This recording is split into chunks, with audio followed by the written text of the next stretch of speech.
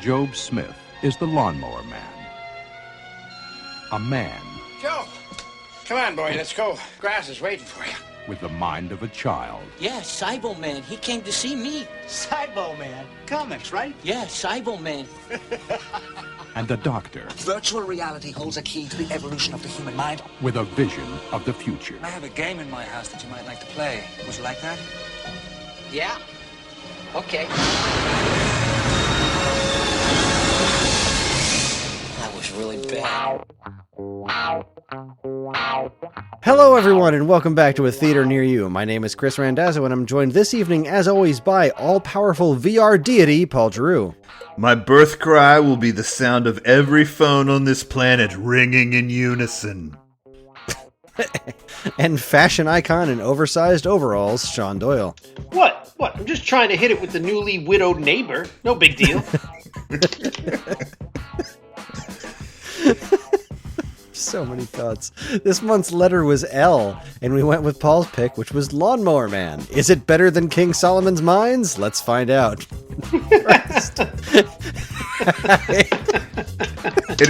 It almost sounded like you said that it was my pick in a way that was blaming me. So I had to do some convincing to get Karen to watch this one with me. She was like, "Yeah, it's a horror movie. I'm not interested." And I'm like, "Yeah, I kind of feel like there might be something more to this. Like, Paul said it was a Stephen King joint, so like, yeah, but he does all this horror stuff. Like, yeah, but he also did like Green Mile. This could be interesting. It could be some. It was a pretty popular movie in its day. This could be interesting." And so like, she still bowed out. But then like 5 minutes in, I paused. I was like, "There's a monkey in a VR helmet with a gun. You've got to see this." and so we watched this movie together. But let's hold on to that. How are you gentlemen doing? I'll just say sorry, Karen. I know you're listening. Sorry. You can go first, Sean. Go ahead. How am I doing? It's COVID-19, the reckoning. Everybody I know just came down with it, and it's that's terrible. I did get to see the Dead Milkmen play a live show last Friday, and I just kind of assumed those guys were all dead, let alone still together playing live The name shows. implied it. Well, yeah, if you don't remember them, they did that song Punk Rock Girl back in like 1985, or Bitchin' Camaro was another. Those are their only two hits, I think. But God, it was wonderful. It was everything I could have dreamed it to be, and it was really, it's like, I think that was the highlight of my summer, and the summer hasn't even started yet. So, I think I was watching Lawnmower Man when you were doing that. Well, I had the better night that night. I tell you, sir, confidently.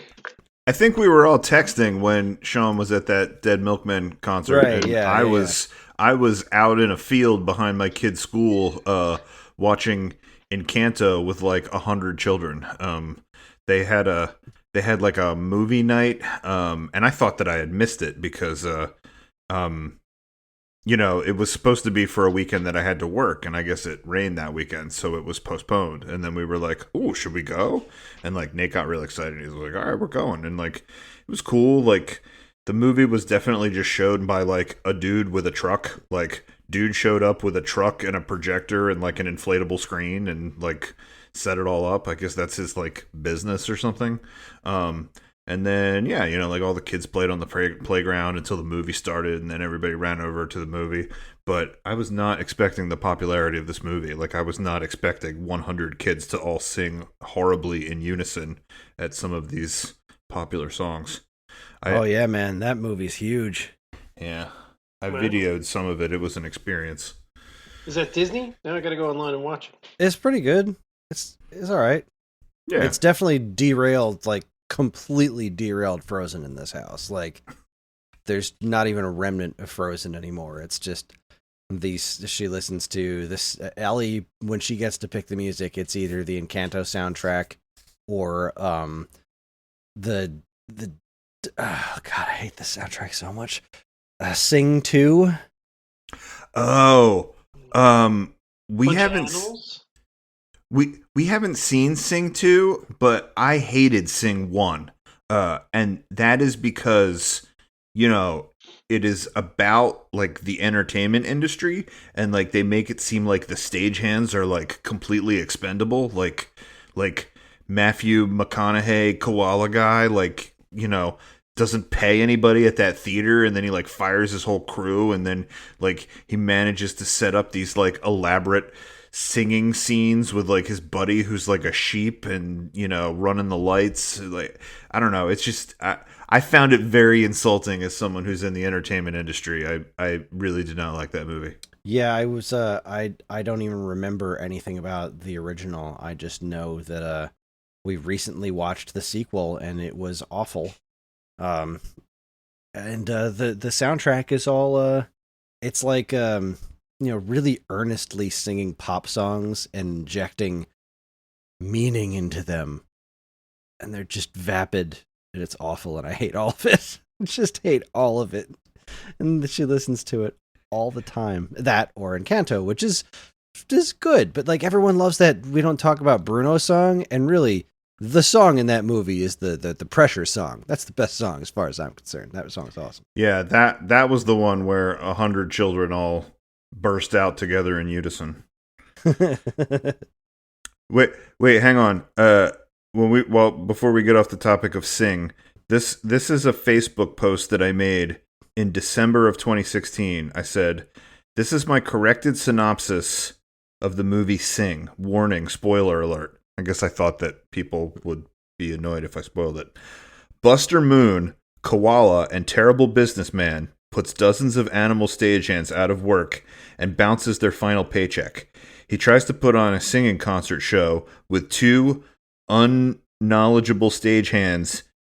With two unknowledgeable stagehands, and built a complicated set consisting of a giant glass water-filled tank with untrained labor. When the tank explodes, destroying the theater and endangering lives, Buster produces his show in the hazardous rubble of the building. The set and seating adhere to no safety code or industry standards. The whole show was cued by Buster's sheep buddy from backstage with no tech rehearsal. Somehow, defying logic, it looked and sounded amazing, and everything worked out in the end, despite Buster being a terrible producer and an embarrassment to koalas everywhere. Nailed it. Yeah. Hey, wait, can I go now? Can I say how I've been? Yeah. Oh yeah. Do it. Yeah. I want to hear Sean's take on the pool situation, and then update him on where we are now. Oh, I just wanted to tell you guys that since we last recorded, I've been doing nothing but watching Alan Quartermain movies. Like Alan Quartermain movies, Alan Quartermain books.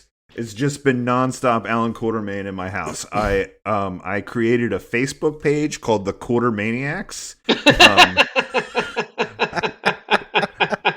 Right now, I got a bunch of coin collectors and like nobody else, but I'm hoping that turns around really soon. We spent so much time looking for that movie. And then, you know, I had to like download an app, and then we had to like get it, you know, pirated and whatever. And then, like, I guess because I looked for it so much, it was on a list of things for Apple TV to suggest to me. So apparently it just came to Tubi like the other week, right? And so it shows up on my phone. It says, if you'd like to watch King Solomon's Mines, it's on Tubi. And I was like, all right, you played this joke on me before, right? And then so I'm in front of the Apple TV and I click on it, and like it did in fact go to Tubi. Like it rerouted me to the movie, and I was like, oh yeah, this is the right movie, you know. And then I stopped it, and then Sherry came downstairs later, and you know, because Apple TV shows you all the things that are in your queue. She said, like, in the most indignant voice I've ever heard, she's like, "You're watching this shit again?" I was like, "No, I'm not. Sorry." You'd have been better off with her catching you watching porn. It's like, this is unforgivable. It's unbelievable. I swear, like, things like that, and when, what was it, Drop Dead Gorgeous came to, I think the fact that somebody looked it up triggers, like, nobody had thought of that movie. And when I say nobody, I mean nobody had bothered to like Google search it in 30 years. And then we looked up on the internet, and they're watching us. The government. This is my paranoia rant for the evening. And they're like, oh, people want to watch Alan Quartermain in Lost City. We better who wants it? And Tubi, I guess they're the ones who shelled out the probably $2.99 for the licensing on that masterpiece. They're like, yeah, we'll pay $2.99. We'll get if we can get a couple people to watch it. There's a couple commercials. Let's do it. But yeah, the other thing I wanted to tell you guys that is loosely related to our podcast is I'm not sure if when we did our Bill and Ted episode, I told you all that I'm like I think I'm on a like Bill and Ted Facebook group, which I don't know why I joined this, but like I get a chuckle out of it every now and then. It's mostly people who are like posting that they like that, like which movie did you like the best. Some of it's a little bit of like fan service for like Keanu Reeves and Alec Winters. There's some people that find the word station in weird places and take a picture of it and post it. That seems to be rather popular. And then probably the most popular thing on there is people posting the number like 69. Like it'll be like on June 9th, my phone had 69% battery and I took a picture of it and posted it, or something like that. Like just people like taking pictures of their thermostats and, their, email page or whatever, like anywhere that the number 69 shows up. So that's like what most of the posts are. But the big news on there in the last like week or so is that the Circle K in Tempe, Arizona is closing, which is where I know it's supposed to be in San Dimas, but the place they actually shot that scene was in the one in Tempe, Arizona. And like people keep showing up there and like showing up in costume and like having like costume meetups there and then asking everybody if they know when the Mongols ruled China, and then they like took over the parking lot and they showed the movie there. And now I guess the business got a reprieve and like they're open for another like week or two, and they're having another movie doing night there. one last movie night. The tickets are sold out and whatnot. I've been seeing that online too. Yeah, so that's the big movie news that I noticed. So when I was in San Dimas, California, we went to the Circle K that I think wasn't even technically in San Dimas. It was just the only one that was like really close. It was like the next town. It was the town next to San Dimas, because that's where we figured it was supposed to be. And then because they were in San Dimas. I don't remember them saying that the Circle K was in San Dimas, but you would assume, like, if you live in Ep.15 and you say you're going to the Wawa, you're probably going to the one in Gallo. Oh no, there is one in Ep.15 too. But you get what I mean. So we went there, but it didn't look right at all. It was like this. Yeah. It was like when you go to a Wawa that's in a strip mall, I think, if I'm not mistaken. Like, how it's like, this isn't really a Wawa. It's like, they're gonna give me some Wawa food, but something's not right here. Yeah, we did that too when we were driving from I think it was Los Angeles to Vegas. Like we drove right by San Dimas, and I was like, we have to get off here. And we like looked for the Circle K, and then I took a picture, and I was like, this is not the same Circle K. This is not the same. I'm still happy I did it. Yeah. It's the best you. Now that I didn't realize they had filmed that in whatever you said, Tempe, Arizona. Now that I know that, but I'll never get out there in time. It's all over. Yeah. This life's a wash. Might as well just kill myself and start the next one. Get a jump start on reincarnation. You can download into virtual reality. Yes. Good segue, except we haven't heard from Kris yet. Let's see. Since last we recorded, probably the most interesting thing that happened to me was the whole debacle with the pool. Sean helped me put my mom's pool up. Help is a strong term. It was a Herculean effort at getting that thing standing. And I don't know if you got my text earlier, Sean, but the recent windstorms blew a bunch of it down again. But we were waiting until it was, we learned more about it. Sean came up with some very good information afterwards about how we shouldn't have been doing it unless it was warmer anyway, right? We were supposed to wait till it was mid-70s at least? Yeah, most of so when that went really poorly putting that up, the two major foul ups was the walls kept denting in as we were running the vacuum cleaner, but I found out that's okay. Everybody online, all these experts were like, the walls dent in, that's okay. As the water pressure fills, they'll dent back out. It's okay. Don't worry about it. We get people calling all the time. So that was my main concern. I was like, this seems like a structural problem. And the guy online was like, it's not a structural problem. It's fine. And then the other big problem was the wrinkles weren't coming out. And this is just a fun fact for our listeners in case you're putting up a pool. The wrinkles won't come out of a pool liner if it's under. A lot of places were saying 80 degrees. Some guys were saying 75, but whatever it was, we weren't anywhere near that. We were in like 60s at best. And they every single how-to video was like, if it's under, they changed a little bit, under 75, under 80, whatever it was. They were like, you won't get the wrinkles out. It's too cold. You can't do it. Don't bother.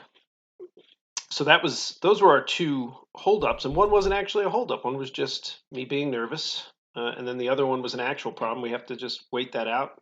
Now you're saying the wind took down the walls that we put up?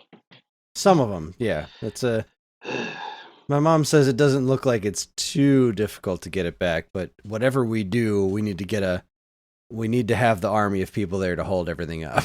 We're not doing it with just a few folks. Everybody's got to hold things up. We got to get in there. We're thinking about trying to do it on Saturday because it's supposed to be like close to 90 degrees on Saturday. I am available. This is not good podcasting. I'm available Saturday because the whole world just got COVID. Atlantic County blew up, so we're supposed to take my mom out for Mother's Day, but Bonnie's got COVID now. Oh, damn. And so does everyone else we know. Everybody got COVID. It's just terrible. Yikes. So all right then. Well, if you feel like torturing yourself for more pool construction, let's do this. I'm going to get Greg. Make this happen. I can't come on Saturday, but if you guys want to scrap the idea of putting up a pool and just put up a backyard water park, I'm really good at that. I've done it a couple times. It's like a really, elaborate sprinkler system that I do. And, I think we could sell your mom on it if we try hard enough. Well, I think that's about all that I've had super interesting happen to me. Yeah, everything's all right. There's been allergies more than anything over here. I think we're all still safe from COVID for the time being because we're still rocking the antibodies because it hasn't been that long since we had it.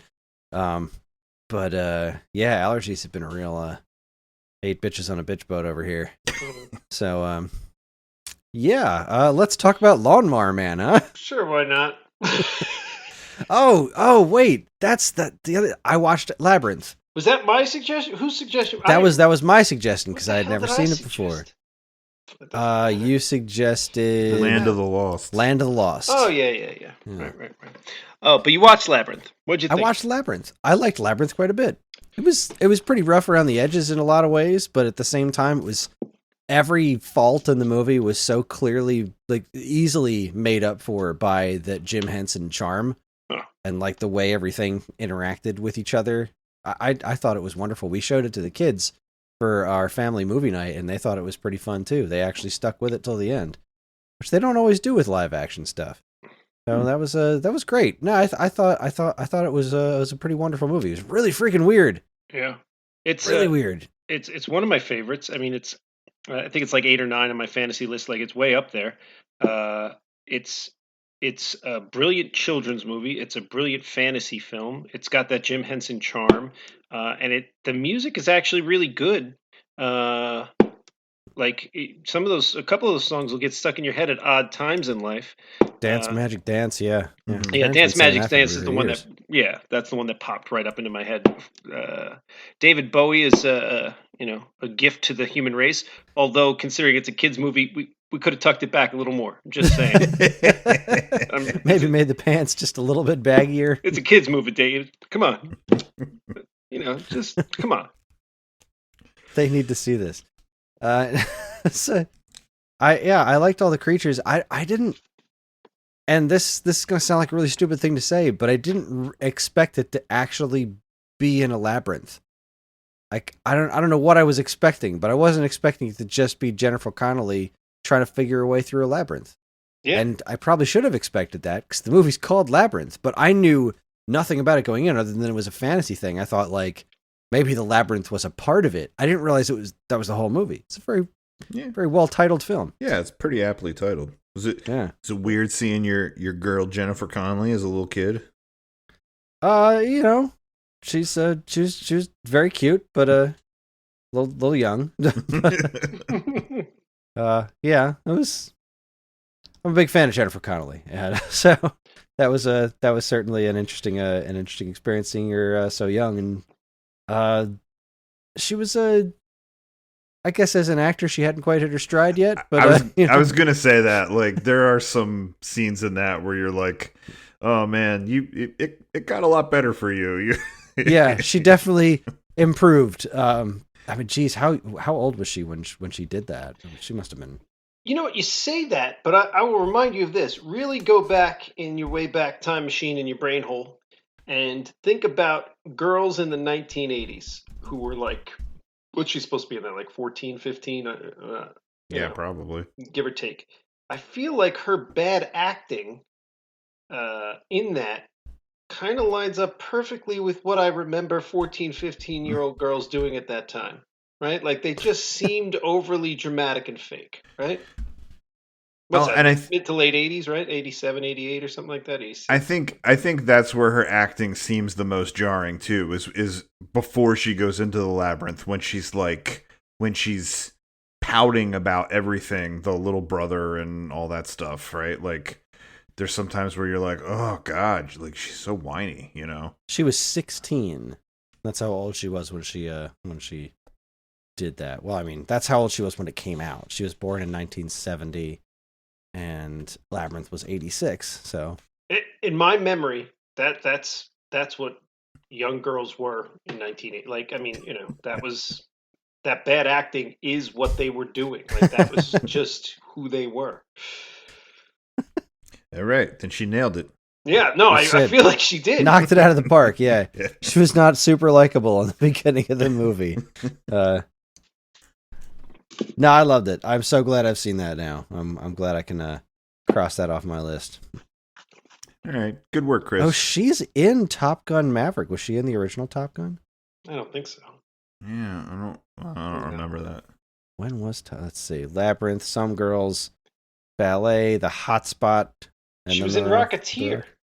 Yeah, that's where I know her from. She definitely was in Rocketeer. That's where I know her from originally. That was my first, I guess, Hollywood crush there. Sure. Love The Rocketeer. That's one of my all-time favorite movies. It's absolutely easily top 10 for me. Sure. It's a great movie. They did everything right. Yeah, they did everything right. That's a very, very well described. They did everything right with that movie. God, I love that movie. I'm just waiting for the kids to be a tiny bit older before I show it to them because they still tend to get a little bored of live action movies a little bit. Oh, that's another thing that happened. We showed John Jurassic Park. Oh. Yeah. Yeah, and he loved it, and he didn't get scared, which was our biggest concern. Because John, I mean, just last year, John was scared of Return of the Jedi. Like live action stuff really freaks him out. But he's so into dinosaurs lately. I figured his love of the dinosaurs would cancel out whatever scary was happening. And that's exactly what happened. He was totally fine with everything happening because the dinosaurs were so cool. Well, and Jurassic Park's like a perfect movie. You know, I don't know if you're gonna show him any of the other ones, but like, I don't think you ever top that one as far as the wonderment of the dinosaurs and everyone sort of experiencing that. It's I think sort of the best one of all of them. Easily, yeah. I easily agree with you, and I enjoyed all of them. The second and third are clearly big steps down from that first one. The whatever you call it, Jurassic World, I really enjoyed those too, actually. But the here's what I will say about that: we hit that when it came out, and I think we get more out of it than other people who come along after. When that came out and we went into that theater, it wasn't a small step forward in special effects. It was. Oh yeah, It was that was It was a. monumental. It was like they jumped the Grand Canyon. Like I grew up watching like Ray Harryhausen claymation dinosaurs, right? My dad had every single one of those on tape. My dad used to do claymation films with dinosaurs, like funny little shorts with, claymation dinosaurs that he made. Like that's the level we had until what was the best dinosaur you ever saw before Jurassic Park? Can you think of a single one that wasn't ridiculous looking in retrospect? Well, they started the test filming of Jurassic Park was with claymation. Right. Like they intended to use that because that was still the best technology they had until they started coming up with the CGI. And they're like, oh, if we use this right, we can pull this off. And they did. And I still think it's got some of the best looking. It still looks good. It still looks great. But yeah, because so much of it's practical too. A lot of it is practical with CG, like filling in the blanks, which is, I mean, that's how you do it. And I don't know why it took everyone so long to learn that because everyone our age or a little bit younger than us and older who like experienced life before that moment and then saw that film, that magic still triggers in my head. Like I know, like when I watch it, and don't get me wrong, even without that, it's an amazing film.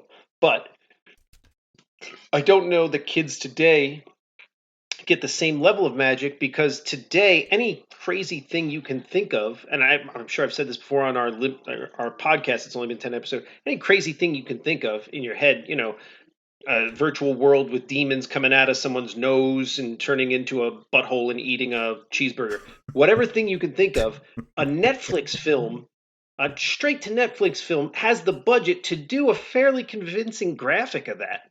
Like, it doesn't matter anymore. Like the director or the writer or whatever you want to say, his vision can be put on the screen relatively realistically at the lowest of budgets. So I think maybe like even if John loved it, he probably doesn't feel the same magic. When I sat in the theater and watched Jurassic Park, when that Brontosaurus comes on the screen, I'm pretty sure that's the first one. I mean, you see that the raptor at the beginning a little bit, but you don't even see it. It's just like maybe the eye, but no, the brachiosaurs when they're first, their jaws hitting the floor and when their jaw hit the floor, my jaw hit the floor. That was like same here. It was mind blowing. And watching it now, I still feel that. I still feel that that trigger. Because it's already connected to that moment. So here's what I'll say, just from, and obviously I don't know the inside of John's head, but here's what I can say based on just what we experienced watching that movie. It's a similar magic. It's obviously not the same. It's just like, the first time I played Mario 64, I was like, oh my God, video games in 3D. That's insane. Like you'll never be able to replicate that because of just the concept of the way technology is. But as far as realistic dinosaurs being presented realistically, that's not something that happens in a lot of things besides Jurassic Park. Like he's watched a bunch of that Jurassic World cartoonish show on Netflix. That's not the same. Right. And there's nothing he's ever seen that has been a realistic depiction of a living dinosaur in front of people before. And so like he's said several times, like, we have a T-Rex. Say it again. We have a T-Rex. Like that scene connected with him. And he was asking how they did it afterwards. Like he still didn't really understand how that was happening. Which is funny, him kind of grasping the concept of special effects, because I think the week before we watched The Chronicles of Narnia, and it was, I forget which creature it was, but he was like, okay, how is there a real unicorn there? And we're like, it's a special effect. They put a horn on a horse. It's like, but that's a unicorn, and it's really there. And like we started to kind of explain visual effects to him, and he was trying to figure out the whole thing with the dinosaurs, because like he was looking at them and they don't look anything like the stuff he's seen in other media about dinosaurs, because it's all cartoony or something else. And there was definitely a sense of wonderment and surprise, because he was sure that T-Rex was the most dangerous thing. And then like most, like 3/4 of the way through the movie, he was like, the raptors are really dangerous. Yeah, they're pretty brutal. And then, like, you know, the whole scene at the end where the T-Rex comes in and busts down the wall and saves everybody, even though he wasn't saving everybody. He thought it was a really cool movie. And then it kind of transitioned into him being re-obsessed with the Ice Age Dawn of the Dinosaurs movie, because his one complaint about Jurassic Park was that there weren't enough people running away from T-Rexes. And I tried to explain to him, I was like, well, you saw the scenes where they ran away from T-Rexes, right? That's not really... T-Rexes are way faster than people. You can't really run away from them for too long. He's like, yeah, but in this Ice Age movie, like, there's a video game based on the Ice Age movie, and you just run away from a T-Rex for a long time. Like, yeah, a sloth can't run away from a T-Rex for more than, like, ever. Hey, listen, the kid knows what he likes. It's an accurate critique. Yeah. I say you cut him some slack. I cut him all the slack in the world, and he was... I think he would hate the second Jurassic Park movie just as much as I did. Yeah. Because he's a stickler for, like, things that make sense. Right. And I remember seeing that movie in the theater where that like 90-pound little girl was able to, like, kick a velociraptor through a roof. I was like, that girl's legs would have liquefied the moment she hit that 400-pound velociraptor jumping at her. Like, it would have ripped her in half, just the sheer force of it against her. Yeah, no, I don't buy it. So there's a couple things that I wanted to say while you were saying that. One, I thought it was so interesting that John is so keyed in on, like, how did the special effects happen? Because I don't think Nate has ever considered that, which is weird, right? Like, Nate will watch that is weird. all kinds of crazy stuff and just accept, like, it as a movie. But I did think it was funny when Nate started to key in on different actors, you know, and that, like, the actors are actors playing a role and that they're not real people in a real story that you're watching. Because I remember a commercial came on, like, he and I used to just scroll through the trailers, and, like, I think he was like, click on that one, and it was a trailer for the movie Shaft, or like the Shaft, like, sequel, and he was like, that's a Nick Fury movie, it's called Shaft. And I'm like, all right, good guess, buddy, but not exactly. Nailed it. Like, that cracked me up when he started, you know, putting that together, and now he totally is like, oh yeah, that person from that movie. Like, he's a little, like, trivia hound. You brought up Chronicles of Narnia. I don't really want to get into that because we're watching it and reading the books, and, like, now I have that could be a whole nother podcast. But to what Sean was saying about the you know, Jurassic Park and the, like, the special effects, like, the marriage between the practical and the CGI, I think, is what really sells it. Like, I think the raptor scene is, like, the best example of that, you know, because, like, it's so well done in that, like, a lot of times when you're seeing them at a distance, it's in a reflection of, you know, in that kitchen. And then, like, when, you know, they nose in there at somebody, it's like the real practical, like, creature effect that they made. And that, I think, is like, your brain puts those two things together, and you're convinced that it's real dinosaurs. Subsequently, and I don't know if you want to use this as a segue, but, like, you talked about how that still looks good. The movie that we're actually here to talk about, I just want to read this piece of trivia to you. The 8 minutes of computer-generated effects took 7 people 8 months to complete on a budget of $500,000. Wow. That is what it took to make effects like that in, what, 1992?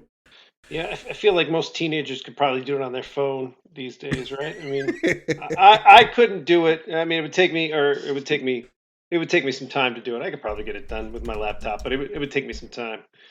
Yeah, it's rough. It's rough. Wow.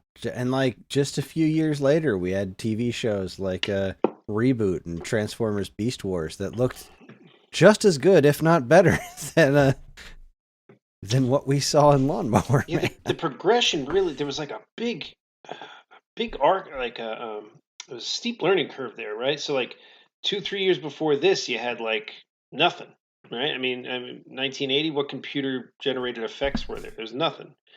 And then you hit this, and then a couple years later, you're talking about Kris, and then what, 94 is Jurassic Park? 93, 94, something like that, right? Well, here's another one that's always blown me away. When was Terminator 2? 91? Yeah, and like, think about how everybody was so blown away with that technology. And then probably like 10, 15 years later, you literally saw that technology on television in like a Terminator television show. You know what I mean? Like they spent millions of dollars on that technology in 91, and by like 2006, you could do it in every shot of a television show. They spent millions of dollars on that in 91. They spent $500,000 on this in what year was this movie? 87? I don't even know. This was 92. Lawnmower Man was 92. This was a year after. Oh, God! I was cutting this movie a lot of slack. Oh, God. No, it's not okay. All right, so what we're talking about is Lawnmower Man, which was released on March 6th, 1992. It was distributed by New Line Cinema for some reason. Like, somebody at New Line Cinema is like, yeah, we're going to do this. It was directed by Brett Leonard, whose other credits include include Virtuosity, T-Rex, Back to the Cretaceous, and Highlander: The Source. Oh, God. The movie stars Jeff Fahey, Pierce Brosnan, a very shirtless Pierce Brosnan more than occasionally, Jenny Wright, and Jeffrey Lewis. It tells the story of a monkey with a gun who has VR powers and befriends the local mentally impaired groundskeeper who calls himself the Lawnmower Man. After the monkey is shot dead, Job, the aforementioned Lawnmower Man, begins the same VR training and becomes a super genius who can turn people into little balls or something. How did I do? You did great, and I have so much to say just based on that. Like, so many things you just said trigger for me. Do you want to hear something funny? When I knew that, we always start this podcast the same way, right? That like Kris does the blurb about what the plot is. I almost wanted to stop you and go, stop, don't say your plot. Let's all take a second. Kris can edit it out through the magic of editing. Let's all write what we think the plot is and then go around and say it, because I guarantee you we were all going to say something drastically different. Like, what was this movie? Jesus. This movie was an absolute mess. I did not expect it to be what it was. So also, you said that the monkey befriends Job. Did you watch the director's cut, Kris? I don't know. I just watched whatever was on our little Plex server. Did you watch one where the monkey showed up at Job's doorstep? Yeah. You watched the director's cut. Yeah, I didn't remember that part. I was like, maybe I wasn't paying attention. Really? Chris, you watched a movie that's an hour longer than the one that Sean and I watched. An hour longer? It did seem to go on for quite a while. Oh, God. What are you doing? What are you doing? This is my favorite thing that I've heard. Oh, my God. Okay, so wait a minute. What happens in the non-director's cut? How does the monkey fix? Because, like, I don't know. Right there, and he hung out with Job for a while, and then Job was like... I couldn't find the director's cut. I read that there was 2 different cuts, and I looked for the director's cut, and I couldn't get it. And then I wanted to see if I could watch, like, deleted scenes on, like, YouTube or something. And then finally I gave up, and I was like, fuck it. Like, I'll tell it to you guys as trivia. Like, it's not like either of you guys watched the director's cut. Surprise! Kris spent an hour longer watching this movie than we did. For Chris's sake, just so he understands the difference there, me and Paul's version, the monkey just dies in the beginning. And then Pierce Brosnan is just like, I lost my monkey. I better start testing things on humans. Wait, that's it? Yeah. Hang on. Yeah, this was 2 hours and 20 minutes. That's what I watched. So you guys did not watch 2 hours and 20 minutes of Lawnmower Man? Mine was like an hour and a half. Bitch. Yeah. Son of a bitch. Now, hang on. I I have to clarify what Sean said about the monkey in our version, because while that's true, it's not completely accurate, and I think this difference really illustrated to me that there was another cut of this movie and there was things that we weren't seeing, right? Because here's how it starts, right? So it starts in what is this lab called? Virtual something lab? What's it called? Rotating square lab. I don't know. This by giant screen seems wholly dedicated to a rotating square until some dude's face shows up on it, just like overdrawn at the memory bank. Giant concrete building with bad lighting lab. Yeah. Whatever it was, right? It's this lab, and this lab seems, its sole purpose seems to be to test VR on monkeys. Like, what? Like, I don't even know how that's a business model, right? Like, that's your tax dollars at work, Paul. Yeah, like I just feel like it's like, come up with some foolish idea and test it, right? Like, you might as well like test the effects of breakfast cereal on sharks, or the effects of LSD on soldiers. Yeah, we played these games. Whatever, negative reinforcement on snakes. I don't know. So they're testing VR on chimps, which like, also, like, can they even understand what they're looking at? Like, maybe if the VR was about them swinging through the jungle, they might get it. But, like, if there's things from our world, I'm not really sure how that works.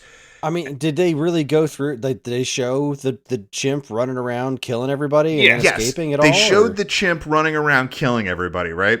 And to my further point that it annoyed me, it's like, that wasn't VR, right? Like if you put a chimp in a VR thing and they're going through a simulated thing, great, then you're testing virtual reality on chimps. But this chimp was kind of in a RoboCop helmet that like let him zero in on real people and shoot at them. Yep. And then it fed him information, it's like, take the key card, or like grab the gun, and then that was more AR than VR. And then to further confuse it, he's seeing little symbols down in the corner, and I'm like, what the fuck do these symbols mean? Do they mean something to the monkey? Like, that couldn't be more confusing, right? So the monkey's running around, he grabs a gun, he shoots somebody.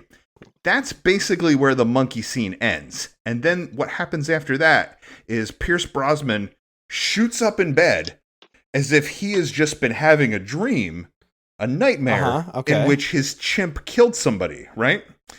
And so then you say to yourself, like, well, was it all a dream? Like, is he just dreaming that this accident happened at his lab? And like, it goes on to be a scene between him and the girlfriend, and they're talking and blah, blah, blah. Then he gets up the next day and he goes into work and they're like, hey, your chimp killed somebody. And he's like, I had a dream that the chimp killed somebody. And it's like, all right, so is Pierce Brosnan like precognition? Like, can he, is he keyed into this VR thing? And then it's like, nope, that's not revisited. It's just over. Yeah, I thought they were going somewhere where him and the chimp had a connection because of some experiment. They just never came back. I was just waiting, and like, it just never came back. No, all right. So that was pretty much the same in my movie, except the chimp doesn't get killed. The chimp gets away, and then there's a whole bunch of scenes with him, like him and the chimp and Job like knew each other. I think because it was still a little vague, or was it? Oh, right. The chimp shows up at Job's place dressed like RoboCop, and he thinks that he's the superhero from his comic. And he keeps calling him Turbo Man or something. Yeah. So, like, yeah, I'm looking at it right now, and there's the chimp. He met up with Job, and Job immediately thinks that he's from his comic book, and, like, they're talking to each other. He's talking to the chimp, and the chimp is, like, nodding and stuff, responding, and the chimp's got, like, a gunshot wound, and he's just walking around with half a RoboCop uniform and a pistol. And there's like Job and the chimp going back to his cabin, and the helicopters are looking for him. And like, at this point, I'm totally sold on this movie. I'm like, this is amazing. I love everything about this. This is my kind of horrible. But then they killed the chimp and everything went downhill after that. As it tends to do. Oh, I'm glad you felt like it was your kind of movie, because you watched a whole hour more of it. Oh my god, I can't believe I watched the director's cut. I knew it felt like a long movie, but I had no idea. Oh, I'm so curious what else was in this director's cut. Now I gotta go watch the freaking director's cut of this freaking movie. I'll have to try to find a way to get it to you because it's I'm not doing it again. Oh, I won't watch it. I've got too many Alan Quartermain movies to watch. and apparently a new series coming out. They're reviving League of Extraordinary Gentlemen. It's more Alan Quartermain. Yeah, you know what? You know what? Look, if you haven't watched the League of Extraordinary Gentlemen movie, that's one of those movies that they did a lot of things right. It's still not a good movie, but they did a lot of things right. And I think Sean Connery as Alan Quartermain was one of the things they did right. But wait, back to what Chris said. I got two notes on your opening spiel that just like jumped out at me and were red flaggy. So first you said, I don't know why New Line Cinema put this out. I'll tell you why they put it out. Because throughout the late 70s, 80s, 90s, Stephen King, this was Stephen King, right? Am I not crazy? No, that's a whole thing. Yeah, I have a little bit of information about that, Sean, if you want to hear it now, or you can hear it later. So I won't say my second point. Let me finish this one, and maybe your thing will explain why this went the way it did. But in my mind, this is a Stephen King thing. And in my mind, every third movie that's put out with Stephen King during those 30 years is an iconically amazing movie that stands the test of time forever. You've got The Shining, you've got Shawshank Redemption, Stand By Me. I'm sure I'm missing a couple big ones there, right? There's a handful of ones that are just movie icons. And then you had a handful that were middle of the road, and then you had a handful that were a disaster, right? It was you take three, one's going to be an icon forever, one's a disaster, and one's, middle of the road or whatever. So New Line Cinema was maybe this is the one. Maybe this is the icon. Even the disasters are kind of fun, like Maximum Overdrive, you know what I mean? I enjoy them, but I'm not going to say that they're good movies that the production company is happy they made. Apt Pupil. It was just long and boring, and there's a lot of movies that just didn't land for whatever reason. So listen, here's the scoop. So this is not exactly a Stephen King movie. So Stephen King did write a short story called The Lawnmower Man. It is not this movie. I don't exactly know the short story, but I think it's something like a guy sort of calls up a new lawn service. The new lawn service, the Lawnmower Man that comes, is this weird religious zealot. And I think he's controlling the lawnmower with his mind or something like that. And in the end of the story, it kills the homeowner or whatever, right? Typical weird little Stephen King short story in another book of other Stephen King short stories. This movie is not at all Stephen King's script. It was a script called Cyber Gods or something like that. Cyber God. And the studio said, hey, let's loosely base it on Lawnmower Man. And we'll put this whole lawnmower angle in it, and we'll call it Lawnmower Man. And we'll call it Stephen King's The Lawnmower Man. Right. And so apparently he sued twice to get his name taken off it. He sued for the theatrical release for them to remove Stephen King's Lawnmower Man. It still says based on a story by Stephen King, but it doesn't say Stephen King's Lawnmower Man. And then he sued again for the video release. So literally this was bad enough that Stephen King sued twice to take his name off it. Yes, according to Wikipedia, the film, originally titled Stephen King's Lawnmower Man, differed so much from the source material, King sued the filmmakers in May of '92 to remove his name from the title. King stated in court documents that the film, quote, bore no meaningful resemblance to his story. A federal judge ruled in King's favor in July of '92, the first successful such ruling since James Oliver Curwood had his name removed from 1922's Eye on the Law. On appeal, it was ruled in October '92 that the on-screen credit could remain, but that King's name should be removed from advertising. King received $2.5 million in the settlement. Despite the ruling, New Line still did not comply and initially released the home video version as Stephen King's Lawnmower Man. In 1994, New Line was held in contempt of court. Wow. So Amazing. that makes sense because the scene with him dealing with the crazy, what was he like? Was he a, I don't know what he was, a father or a minister or whatever? Those kind of felt Stephen King-esque. And then that storyline just kind of faded out too. There was a couple storylines that just kind of like disappeared. Like Pierce Brosnan lost his chick pretty unceremoniously. I mean, there was a little bit of a fight, and then like she was just gone. Oh, But she was kind of like still around. wait, Chris, was there wait. more? Was there more of her in the director's cut? I guess, yeah, I guess I might have seen things that you didn't. So, Tell us yeah, like all they about had that- her. We need to know about her. We didn't get to see much more of her. She was just still there, like at his house. Oh, So, okay. like, Job would come over or whatever and ask if he was home, and she would be like, "Nah, he's probably in the basement jerking off to his VR things." She said that, okay? I'm not making that up. Oh. She said that to him. I mean, there was like 2 or 3 other scenes where she's just still there. Like they didn't break up, or they were going to wait. break up, but she never really left. In our version, Pierce Brosnan, I mean, he goes after. I mean, it's pretty clear. Like it's him and the widow, right? They're going to make a run of it, and she's got to be out of the way for that, right? In the version that we saw, she gives Pierce Brosnan a really hard time because he won't take her to the city.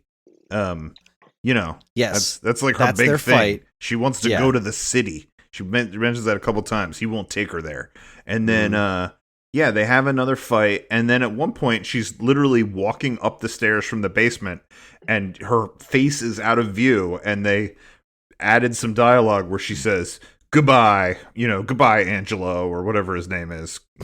What is his name? Goodbye, so and so. Goodbye, Pierce Brosnan. And then that's it. She's not in the movie anymore. She's gone. So like, And when she left, I thought she was going to the city, but then she doesn't show up again. And then him and the widow, like the kid's dead. The kid's dad dies, and then like it's clear that Pierce Brosnan's like with the girl by the end. So I was like, I guess that wasn't a goodbye, I'm going to the city. I guess that was a goodbye, I'm moving out. But like they could have given me just a little bit more. They could have held my hand a little more. That was the note that I wrote at the end. I wrote, I guess now he's part of the neighbor's family? Question mark. Yeah, I mean, they definitely could have been less vague about it, but she was just kind of still around occasionally, and it never amounted to anything. There was zero closure, and eventually she just wasn't there anymore. But like for a little while, she was still there, and I remember saying to myself watching it, or saying to Karen, like, so what exactly is going on with, is he living in her house? Is that what's going on here? Or what's going on with her? And then they just never resolve it. And so I guess that's why that got cut out, because it didn't make any sense to begin with. I'm going to go with he killed her and buried her in the backyard. Pierce Brosnan was not the good guy in this movie. Surprise, surprise. Actually, he wasn't anyway. I mean, come on. He's Yeah. testing things on like mentally challenged people, like no, medical approval. I mean, this is questionable top end. Maybe Job killed her, and that's in the director's cut. Oh, was it mentioned in the sequel? Did either of you guys watch the sequel as you threatened to? So I watched about 40 minutes of the sequel, which was longer than I should have, and then I turned it off. I got about an hour and 10. And it's only about an hour and a half, and I just still couldn't do it. I was like, wow. It's so bad, right? It's really bad. I will say, for as bad as this movie was, I think it was actually really watchable in a like bad movie kind of way. Like I know Lawnmower Man 1 is no prize here, and we have a lot of negative things to say about it, but like I think it did sort of scratch an itch for me as far as it being like a watchable bad movie. Like I could see myself watching this again with a like Riff Tracks commentary track. I thought it was compact hour and a half. Sure, I watched 2.5 hours of this thing. It was fucking torture. When we were over, I was like, that was one of the worst movies I've ever seen. Yeah, I want to see the movie you were talking about. Yeah, I would have enjoyed that. That's why. Oh that's my why God. That's why you had such a vehement reaction to it. The first one does scratch. One other, you said scratch an itch, and all I could think is it scratched my. And I was thinking like, again, I didn't look up what year it came out. I was thinking like 89. I was thinking like 89, right? And I was like, the virtual reality and special effects just feel like that, like late 80s, early 90s, just kind of, I don't know, it's just got a feel to it that I'm like, yeah, this kind of, it's got a nice nostalgic feel to it too. It puts you in that time period. It drips with that year. That, like the way Pierce Brosnan's dressed. And you mentioned earlier, this was the other thing I was going to say. You said it's a lot of shirtless Pierce Brosnan. And why wouldn't it be? Why wouldn't it be? Like, Well, absolutely. You gotta flaunt it. You got It was- it right. It's Pierce Brosnan. Sure. It was Go ahead. it was plenty of shirtless of the other guy too. Like it was. Oh, yeah. it was Yeah, once- shirtless both of them. And one of the things that I wrote down was like, I know that the VR gave him intelligence, but did it give him abs? Like he was in that, like, you know, big giant hoodie and the overalls at the beginning of the movie, and then like as he got smarter, he got like more buff and shirtless. Like it was kind of a strange transition. I think he was always buff underneath the clothes because all he did was yard work all day Yeah, long. if you do yard work for a living, you know, you're going to be ripped. Yeah. Yeah, that's just, those things go hand in hand. So now you guys attempted to watch the sequel. I went a different direction. I played the video game. God, There was a Lawnmower Man game for Super Nintendo and Sega Genesis. It's on my Raspberry Pi. I was going to do it and I forgot. There's also one for Sega CD, which I don't understand at all. So the game is like in the VR world. So you're either Pierce Brosnan's character or some girl who I think was the kid's mom, maybe is the other girl character. Well, are you always trying to get to the city, or because then you might be her. you're in like a digital city and it's a shooter. You're just running around like a side scrolling shooting are you everything. a little bit of a slut? Are you always trying to get some? Because then you're that other girl. There was only 3 female characters here. So it's either the widower who is just ready to jump on the next shirtless guy who comes along, the real slut who got with the mentally handicapped person, which is questionable at top end on that one, and then the girl who wants to go to the city more than she wants anything else. Those are your 3 options here. The woman that ended up sleeping with Job, I thought that scene where the like Job and the like overly Irish business partner, I guess, business owner, and the garage guy was like, yeah, go get it. Yeah, that was the weirdest scene. What's happening? Did you guys get the whole Job sex scene then?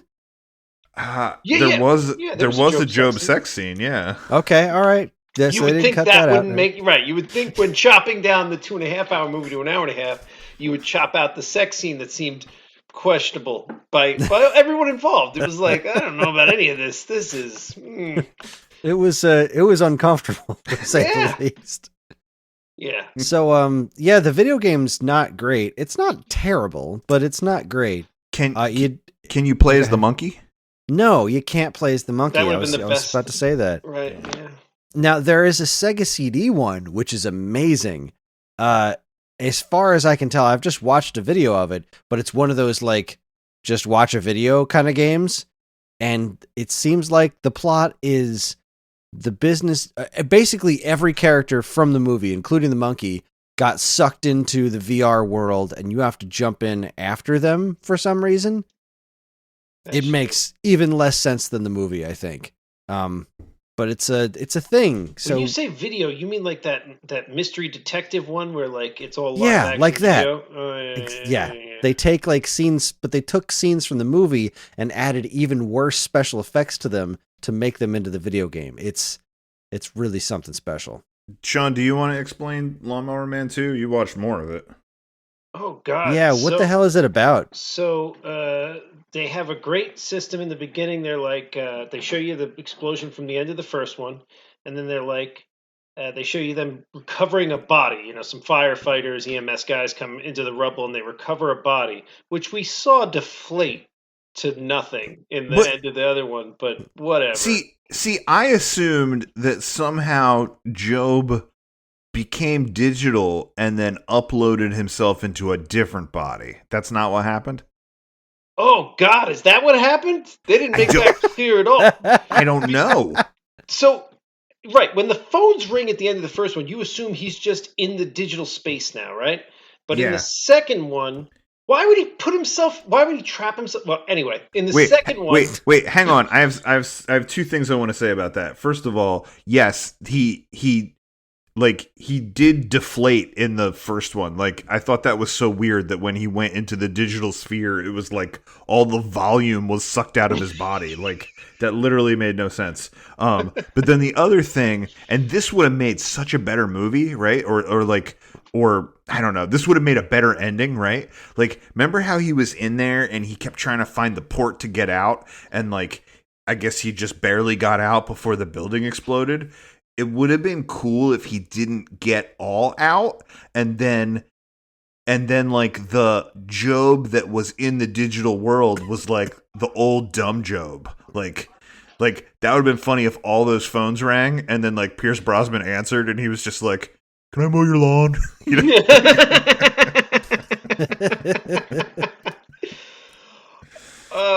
All right, so wait, let me catch Chris up. Because you know what, I didn't see the end, but I think I got it. I think I got the whole movie, no problem. So they come in and they pull out, the EMS people pull out a body. Whose body? Question mark. They can't quite save the body, so they have to cut off some of the limbs.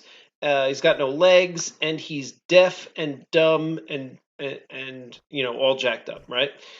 And played by a different guy. And that's why I think it was Job's body, because they say in the beginning, when they bring it to the new scientist lady, they bring him to the new scientist lady. They say, we had to do facial reconstructive surgery, right? And I think that was their excuse for why he didn't look like Job anymore, right? So that's what made me think they were trying to cover their bases. Like, that's why it's now the neighbor from Honey, I Shrunk the Kids and not the guy who was on Lost. Right, that's what's happening here.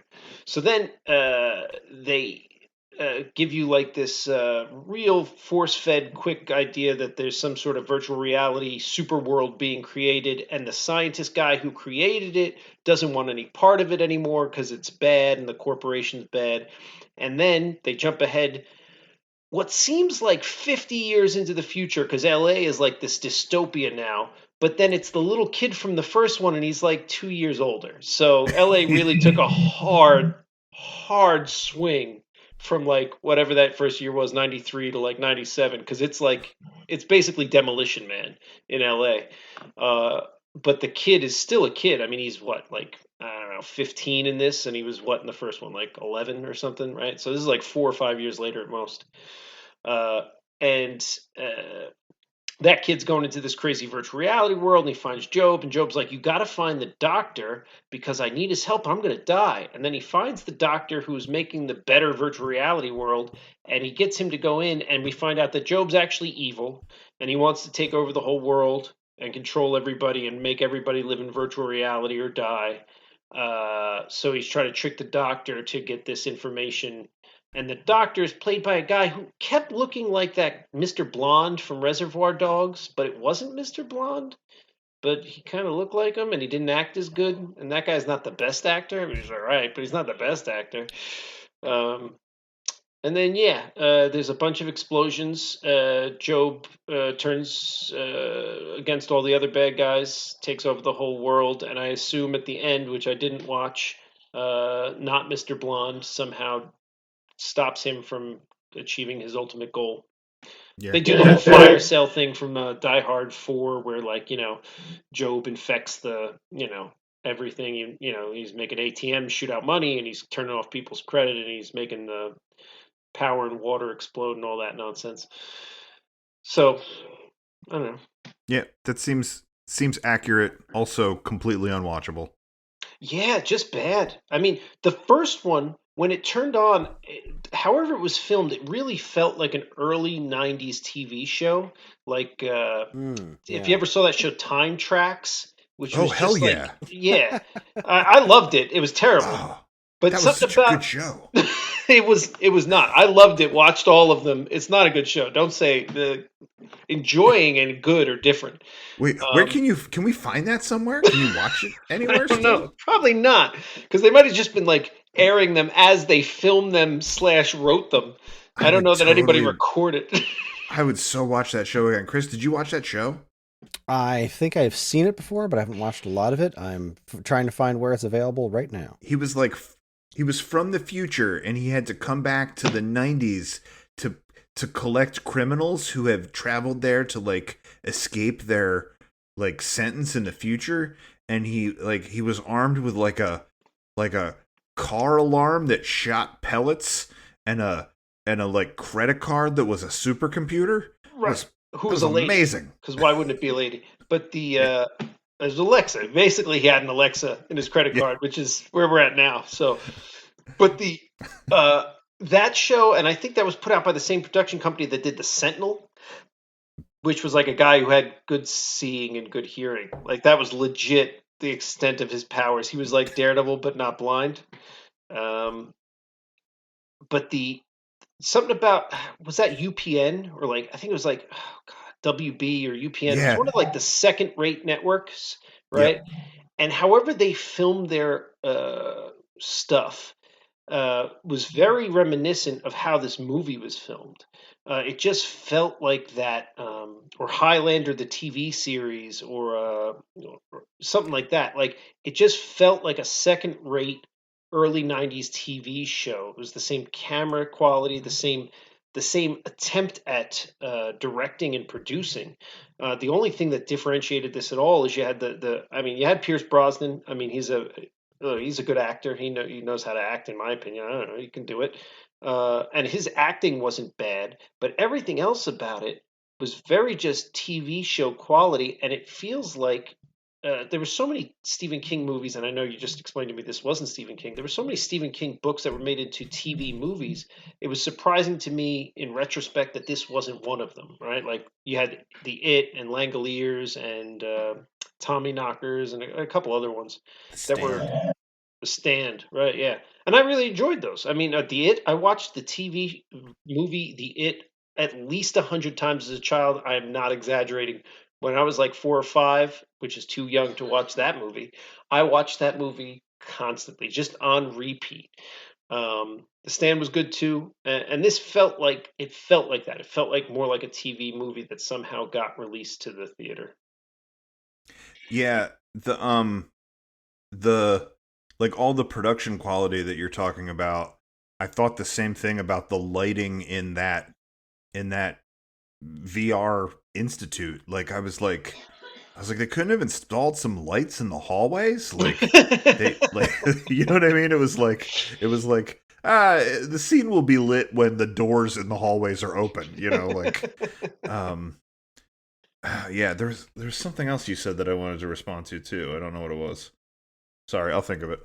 Yeah, but yeah, it's just it's not a great movie. You can't highly recommend it if you're desperate for that nostalgia of the late '80s, early '90s. I think it probably scratches that itch. Something about like the image you have up right now just reminds me of like a 1992 Mountain Dew commercial. I don't know why, but I'm just feeling it. Oh, I know the thing I was going to say. You mentioned the actors in it, and you mentioned how Pierce Brosnan is like sort of a better quality actor for a thing like this.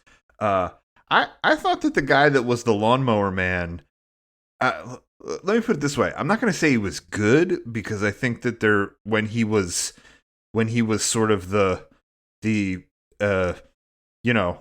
when he was the sort of earlier version with the cognitive disabilities, that there was some stuff that was like a little bit cringy and like not great. But like I did think that it was I thought it was a somewhat of an acting feat to watch his transition, and I think by the time he became this sort of like virtual deity, that he was actually kind of scary and like a good villain. I don't know if I'm alone in that, but No, his acting wasn't terrible. Some of the secondary acting was terrible. His was all right. He was good in Lost. I feel like I know him from something else, and I can't place it. And I don't look things up on it. I used to look everything up on IMDb. My sister Kat and her husband Tom, they don't look anything up, right? They refuse to do it, right? And they'll just think about it. And if they can't figure it out, they'll call someone they know and just start asking questions, which I really appreciate because every now and then I'll get a phone call and it's like, again, it's a little bit of nostalgia because it's like, remember before we had the internet, you could just have all your answers, right? Like when me and Jacqueline are sitting watching TV, we'll just look something up. We'll be like, oh God, I know this guy. What the hell do I know him from? It's killing me. And then we'll just look it up. But like they'll just be like, no, maybe Jim knows his brother, or maybe Sean knows. Let's try that. All right. And if they can't figure it out, they're just like, well, that's a question that'll just linger. To answer your question about time tracks, it is available on Plex, and I don't mean like Plex is where I have access to my friend's server where I watch a lot of my stuff, but there's also just stuff that's on Plex, and that seems to be the only place to currently stream time tracks. Both seasons are available on there. So, like, you're saying I can watch it at my house. I don't have to come to your house and watch all of Time Tracks. I think we should go to Chris's house and watch all the Time Tracks. I think it's the only reasonable solution to our current situation. It is definitely the right thing to do. Oh, so yeah, what else do we have about Lawnmower Man? I have a whole list of things, but I also think that this movie was so bananas that we could talk about it for the next 2 hours. So I don't know how far you want me to go through this list. We didn't start talking about it till like 40 minutes in, and we're only like 70 minutes in. So more than half the podcast was us bullshitting about whether or not to fix Chris's mom's pool. All right. Well, this is one of the things I wrote down. Like, so, I mean, I think the point in the movie where I like almost basically like threw down what I was holding and like stormed out of the room was that, you know, all right. So how do I put this? I think we all know there's no scenario where virtual reality can make you smarter, right? Like, we know that's a thing that's not real. But, like, the movie was predicated on you having to believe that, right? So, like, I guess they did their best to, like, say science-y words and send you on your way to think that maybe that was a thing that could happen, you know? And then, like, they also paired it with other things, right? Like he had to get injections and he had to take quizzes. So like, all right, there's some testing going on. There's some other factors that are maybe what's going into making him smarter, right? But I did kind of hate how like when it showed the virtual reality of what was happening to make him smarter, they couldn't actually come up with what the exercise was. Like it was just a virtual reality brain and things like going into the brain. Like that was it was a little too on the nose and kind of stupid, right? But then, all right, say I suspend my disbelief and I go, all right, great, virtual reality can make you smarter. It like the point where I like threw up my hands was where the guy that was like the big boss of the company, how they're like, hey, this is working. Like he's testing it on humans and it's going really well and we've made a lot of progress. And the guy's like, great. Now that we've been making progress, start injecting him with the thing that made the monkeys kill each other. See that now that I actually bought wholesale. I bought that 100%. Like this is evil corporate dude who wants to sell this to the military. So of course. I'm with Chris. An evil corporate dude wants to make money military. I was on board with Chris's take on that. My big problem, you just said some stuff, Paul. And let me tell you how I feel about what you just said. Okay. You complained about the nonsense science in this first movie. When I watched that second movie, the thing that jumped out at me probably most, other than the bad acting and the terrible dialogue, but even maybe more than them, the second movie was literally just science word, science word, science word, science word, science word. Things will happen. Science word, science word, science word.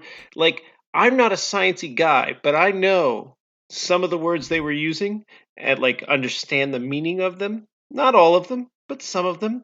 And I know that they, and again, not a science guy, they were gluing those together wrong. It was just like they were just pulling out big words. They were just like virtuosity, technological, gizmo gat. I can't. This is terrible, but theirs was terrible Increase too. the Flash Gordon noise and put more science That's stuff around. 100%. It was so bad. It was literally just anytime something happened in the second movie, they were like, "Why did that happen?" Well, because of the nano zombodifiers that live inside the, it, You mean they didn't go because science? if they had said because science, it would have been less ridiculous and more accurate. Like that would have been a better explanation that was more believable. The second movie's science literally just like grated against my eyeballs. It was freaking painful. It could have been written by my nephew. That was a thing that he did when he was little. He like pulled out these magnets and he's like, look at this, and he like made them attract each other, and I was like, all right, cool. And then he turned them around and he's like, watch this, and then they repelled each other, and he's like, you know why? Science. See, that kid's a genius. This movie's an idiot.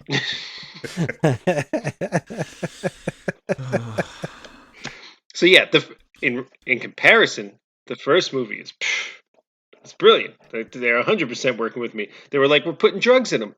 They didn't tell us what drugs. I don't know what drugs they put in them, and I'm not a biologist. So maybe those drugs do something for your brain. I don't know. I'll buy it. All right, let's do it. It's great. But then the VR that it was paired with was just a brain being like inundated with symbols and, nonsense, right? Yeah, but then they rotated everyone around a whole lot too. So I went to that Futurama very thing important. where, remember the stomach worms he gets, like massage his muscles to make them stronger. I just assumed the electricity was massaging those sections of his brain to make them stronger. Well, then they should have said science words so that I understood that. Oh God! What did you guys think of the lawnmower? You mean the fact that it was when he shoehorned finally in started, there, it didn't mean anything? When he finally started controlling the lawnmower, when he killed that one dude with the lawnmower, I was like, finally, this is what I'm here for.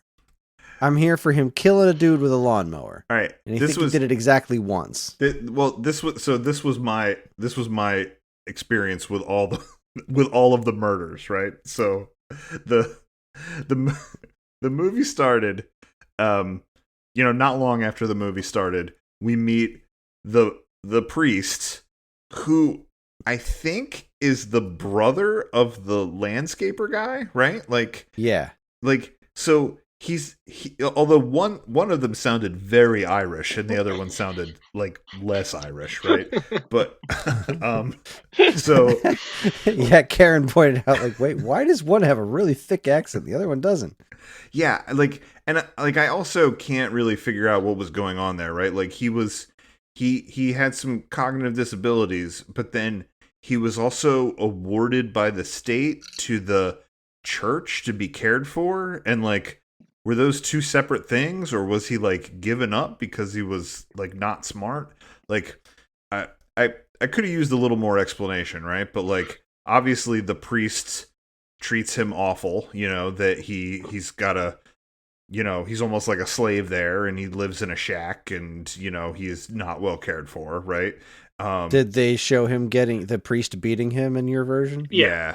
Okay. And then the other guy was like, "Whoa, he's got you doing the penance." It's like the other dude like knows that he gets his ass whooped. So yeah, like it was obviously like everyone takes advantage of this poor guy, the priest, and then they meet that gas station guy, and the gas station guy like gives him a hard time and like pushes him around, and then you see him at the house mowing Pierce Brosnan's lawn, and then you see the neighbor come home, and the dad like hits that kid, he's beating on the little kid, and like literally we got through that scene and I was like, all three of these people are gonna die. Like, I already know this is happening, and then like literally when those murders happened, like they happened in that order. Like he set the priest on fire with his mind. Then I really liked how they go to the gas station attendant, and like it was supposed to be like sort of ominous that he's off in the distance, but they were like, well, how is he going to recognize that it's him if you just see a silhouette? So they like had to put the lawnmower next to him. Like that kind of cracked me up. And then like the fact that he had this like weird glowing Tron suit, and that, you know, like whenever he killed people, his like Tron suit glowed. And then like, yeah, we got the lawnmower scene. But I was like, yeah, I was literally like, all these things are going to happen. And then they did in that order. And then, oh yeah, the other thing was like, even before those scenes happened, when we first got introduced to those like villains, I guess, right? Like we start hearing about the chimp, and, you know, and then Pierce Brosnan gets let go from the they're like, you need to take some time at home, right? And then we see, you know, that scene with the Lawnmower Man, like with the priest beating him or whatever. And as soon as we saw that scene, I was like, oh, I see what's going to happen in this movie, right? Like, I was like, I know exactly what's going to happen, because I was like, he's testing these things on monkeys. He's not allowed to do it anymore. And then here's this, like, you know, mentally handicapped guy, right? So like that was the first thing I like declared. I was like, oh, I see exactly what's happening in this movie.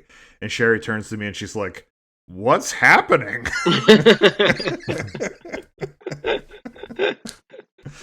Oh, can't believe I watched an extra hour of this movie. You know what's great? In the second one, I don't know if you caught this, Paul. This was towards the beginning. When he first appears to the kid in the virtual reality world, he appears with his lawnmower. Yeah, for no apparent reason, right? Like he appears in this virtual reality world, like he there's like a statue that turns into him or something or other, and then like all of a sudden, like there's a lawnmower next to him, and then you never see the lawnmower again, because what the hell does the lawnmower have to do with anything? This is a virtual reality god. And why did he even make it appear in that first one? Like what the hell did that have to do with anything? So that you knew it was him. So like he looked totally different. The kid had to recognize him, so he appeared with the lawnmower. Which, might I add, why was that kid so into that lawnmower? Like, you know, he's like, oh, you fixed Big Red? And they're like ogling it like it's a hot rod. It's like a real creepy lawnmower with like some dangerous spikes on the front. And it just decimated these lawns. Like you saw. Oh my God, there was that one where he gets to the front, it just goes right down to the dirt. I'm like, wait a second here. It looked like grass beforehand. When it was done, it looked like it was scorched earth. Like, it was ridiculous. Yeah, I feel like lawnmower technology, like, I'm not an expert, but I feel like lawnmowers didn't really look like that in 1992. It was so that it could attack a guy. That was it. The only other thing I wrote down was about the cops that then investigate the murder. You know, like Pierce Brosnan goes over and he's like, "What happened?" And like he literally finds the worst cop on the force. That guy's like, "Oh man, the blood was everywhere. You should have seen it." Like, just like telling crime scene details to like anybody that walked by. Like that was also one of my favorite scenes. Right, even before he was mind controlled, it was like, "Well, you're a questionable cop. Stop it." Yeah. Yeah. So what was the evolution of his powers? He was like started to get sort of meaner, but like smarter, and then he went and started to hear other people talking, right? He started to hear other people's thoughts. Oh, right. And then he was able to like lift stuff with his mind. Yeah. Setting something on fire was fairly early when he lit that priest on fire, right? Right. I guess telepathy, and then is that the same thing? Being able to hear thoughts and then being able to move objects? No. Telekinesis is moving things. Telepathy is hearing. Pyrokinesis is turning things on fire. Yeah. I don't know what Uh, bubble kinesis is. I'm going to It's go with bubble kinesis. marble kinesis. Marble kinesis? Okay. All right. Where he just, wow, they really liked that effect. That was, Yeah. they were really proud of that one. They used it, They're like, what, nailed three it. times? Yeah. Yeah, I didn't know his powers were going to be goofy. Trumpy, you could do. Why would stupid you even things. bother turning to someone into marbles when you can light them on fire? It's like, I've already figured out how to kill you with my mind. Why am I going to come up with this new creative way? I think it was also a torture thing because, like, the guy was still alive, but he was all bubbles. I know, being on fire sucks, right? I mean, that's not a quick death. That's like, I'm burning. This is terrible. And you know what? I know they were big into the virtual reality stuff, but the fire was so unbelievable on the priest that I thought they were going to turn around and like tell me that like it was just in his mind. It was like a virtual reality fire. But they were like, no, he burned to death.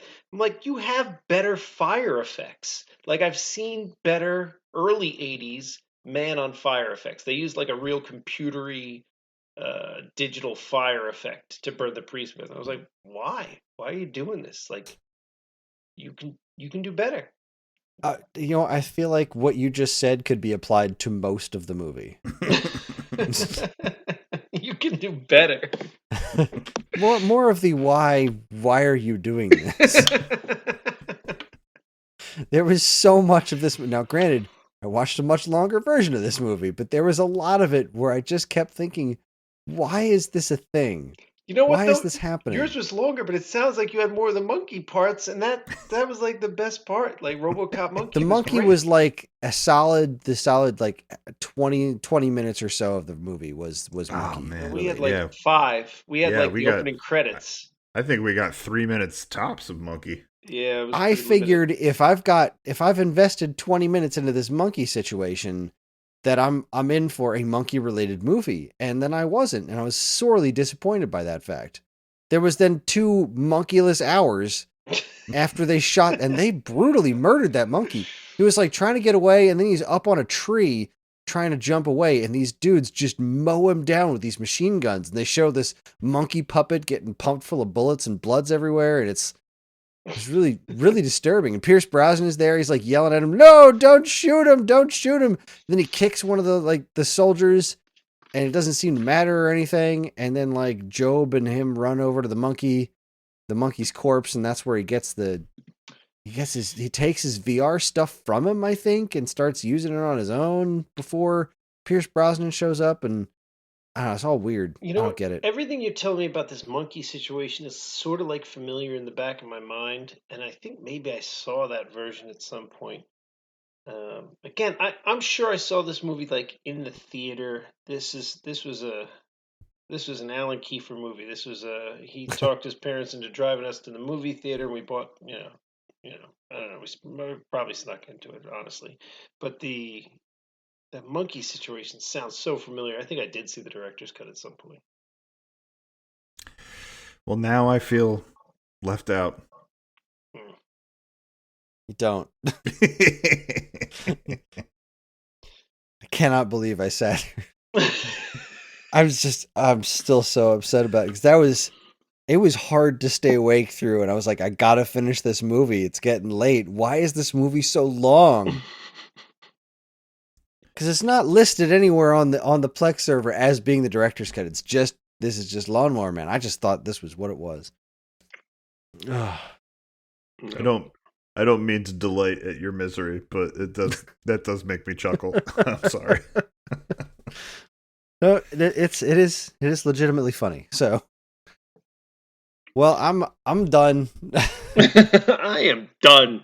Yeah, I'm tagging out. I'll punch the clock on this one too. Yeah, this was a terrible, terrible movie.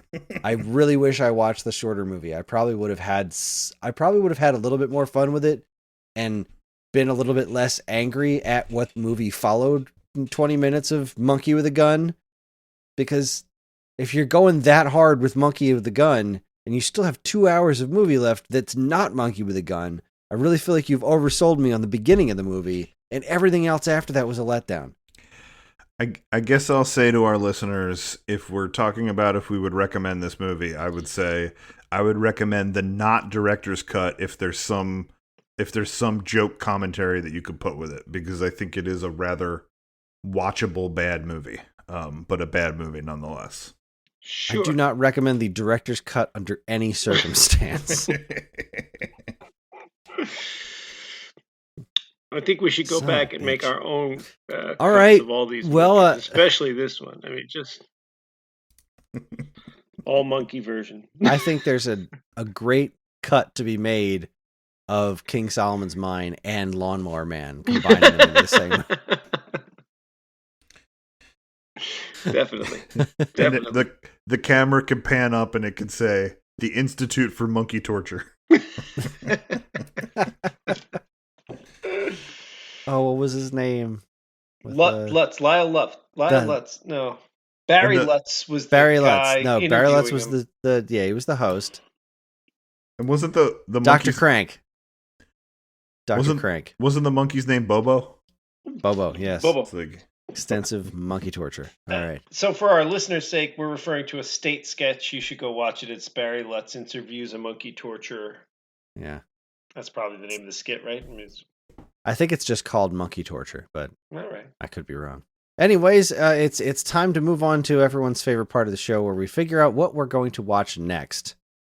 So we're on the letter M, and I have a couple of options here. I really don't know what to land on. So I'm ready. I'm psyched out all right, the gate. you go first. I didn't look anything up. I didn't do any research. I was like, you know what? This is the movie I want to do. And then I couldn't find it anywhere. So I'm going to tell you the one movie I'm not doing. I'm not doing Mad Monster Party. And if somebody can find where to watch Mad Monster Party, let me know. Because we decided we were going to at least give our viewers, all 7 of them, a heads up on you can watch this here, right? We talked about that last week. I'm reminding the 2 of you. This is me reminding you. You were supposed to be able to see these movies and not be dicks about it. Is it 1967 Mad Monster Party? Yeah, it's like a claymation thing. I couldn't find it. Yeah, Evan has it on his Plex server. If you need to watch it, you can come to my house and watch. Well, all right, so I'm not going to do that one because I don't think our viewers can all go to Evan and beg for that movie. So I'm going to go with a different one that is available in a bunch of places. The big one is I looked it up. What is it? Amazon Prime Video. If you have the big subscription, it's also available. I mean, it's available on YouTube for $3. It's available on Vudu. It's available on Philo. I'm going with crap. That doesn't start with M. You're right. My movie doesn't start with M. I think Philo was the thing I needed to download to watch King Solomon's Mine, but Shit. it was not the right thing. The movie I had locked and ready to go does not start with M. No. So you guys go while I quick find an M movie. All right, Paul, you go. He's totally done this before. For reference, the movie I thought I was going with was Mad World. Oh, but it's Mad. It's an that's I not movie. A mistake. Yeah, I thought it was an M movie. Oh, I don't know. Those are 2 very tiny words. Are we going to do semantics here? I'll find it. I'll find a legit M movie by the time we come up with this. You just, and if I don't, then that's what I'm going with. You guys go. What do you got? I'll go. So Sean said that we need to say where we can find this movie. I don't think I found this anywhere for free. So obviously Sean's guidelines did not impact me in any meaningful way. But it doesn't have to be free, but it's got to be watchable. Greg was pissed about Drop Dead Gorgeous. It just wasn't available anywhere, man. Oh yeah, well, my movie is going to be available lots of places. It's a known movie. So back a couple months ago when we did and we did Inner Space. At that time, I was watching that TV show called Only Murders in the Building, with Steve Martin and Martin Short and Selena Gomez, and I was really enjoying that show, and I was really enjoying Martin Short and Steve Martin together. I think that they've worked together a lot, that they're so funny, and part of my suggestion for Inner Space was I want to explore some of the early stuff, and it had been a long time since I seen that, and I was like, I wanted to sort of like key in on some early Martin Short. And then the next month, after we did when it was time for J, I think I would have gone for The Jerk and done some Steve Martin. But I knew that Kris hadn't seen Jaws, and it was like, well, we're obviously going to choose Jaws. Like, I think I just knew that was happening. I know where you're going. I've seen The Jerk.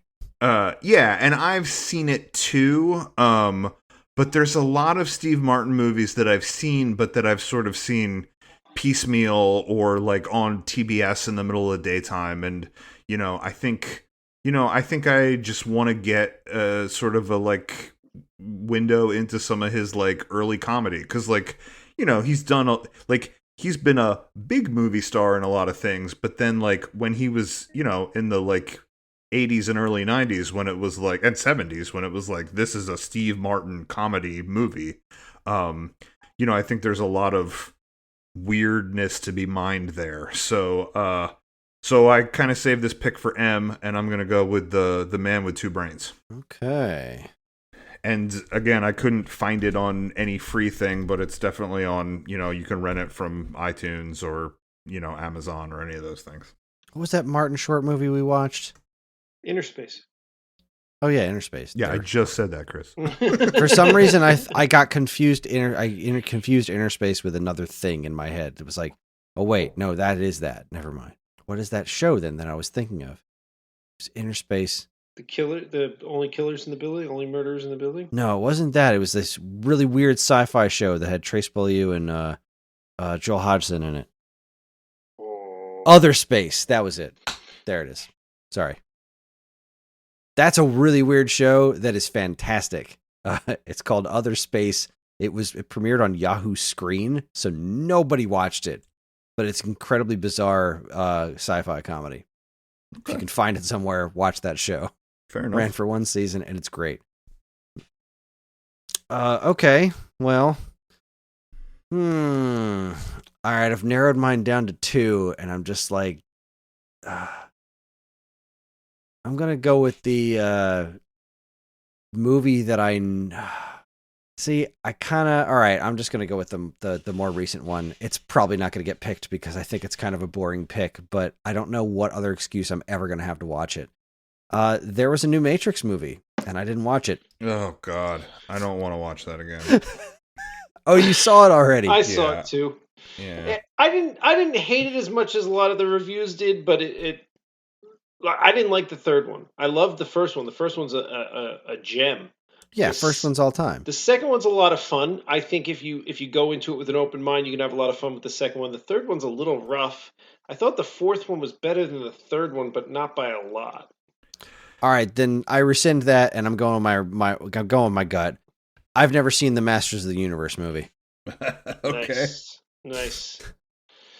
I'm ready. I found one. I found a legitimate movie that I've never seen that has some steam behind it. It's in a genre that I love. I love a comedy. That's that's my favorite. This is supposedly a classic. I'm sure this has not aged well, but it's one of those ones. It's up there, and I feel like I've seen most of the classics. Like then we'll be if it hasn't aged well, then we'll be 3 for 3.